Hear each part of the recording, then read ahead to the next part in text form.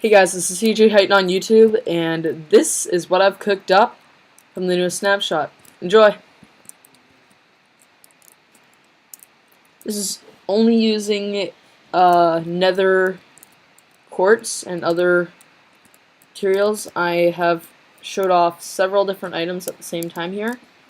Here you have the quartz pillar blocks, which are used in made by, well, nether quartz. This is a Minecraft TNT. This is going to be speeding down the track, and it's going to hit an activator rail. I'm just going to blow up. And that was all something called nether quartz. As you can see, it gives you a heck of a lot of experience, almost overpowered. But since I need to go to the nether to get it, I think it's a fair price to pay. When you blow up nether quartz, it gives you shards, or fragments, or whatever the heck it's called. So I'm just gonna have to reload. I'm gonna refill this and show you guys again, except with a larger load. Because the larger it is, chances are the more explosions will give off. But you do know, that, of course, that like destroying nether quartz or exploding stuff, like exploding pretty much anything, gives you about a quarter of what it blew up.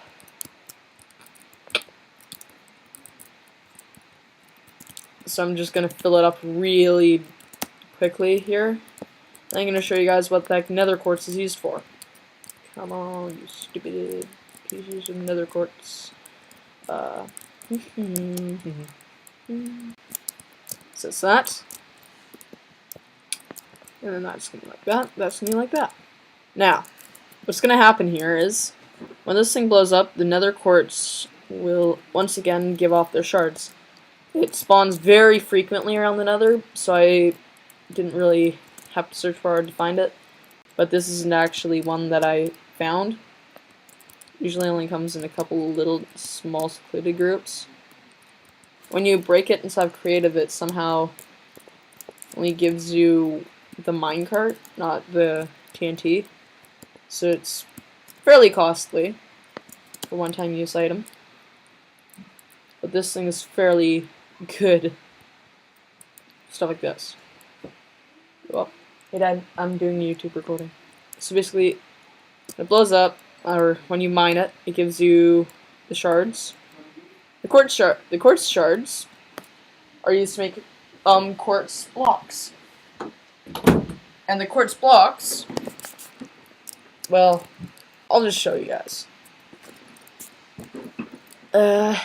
You can also smelt netherrack now and get yourself a nether brick. Which you can use to make nether brick blocks, per se.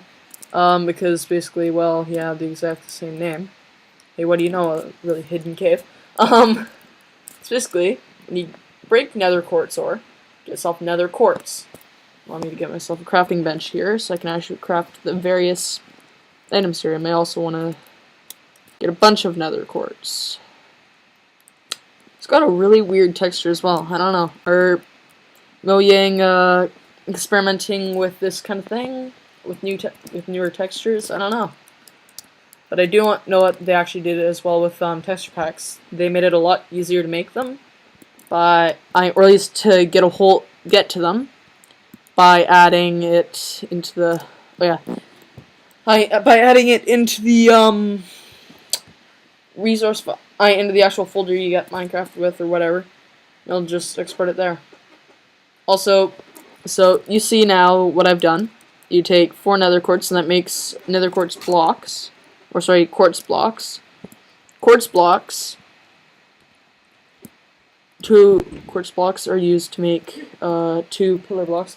Thanks, Pitch, for the popcorn. I'm making a YouTube video, as I said before. Please listen to everybody else. Oh, good lord. Okay. That was awkward. Okay. So nether quartz can be used for a wide variety of items. For example, quartz slabs. When, like this, I believe, it gives you 1 chiseled nether quartz. It says chiseled quartz blocks. And of course, I believe you can do that. No. You also can use the shards for something else that's very, very, very special. They don't call this thing the redstone update for nothing. Fairly simple. What happens with the nether quartz is that you can do some pretty cool stuff with it. Now, I'll need to figure out the recipe, but I believe it's just redstone and then nether quartz. But you can actually make one of these. As I said before, I don't know the recipe. So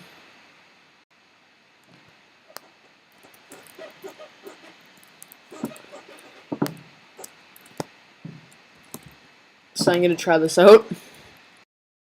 I don't know what it's used for. Also, you can make redstone blocks, which is like a brand new update. No.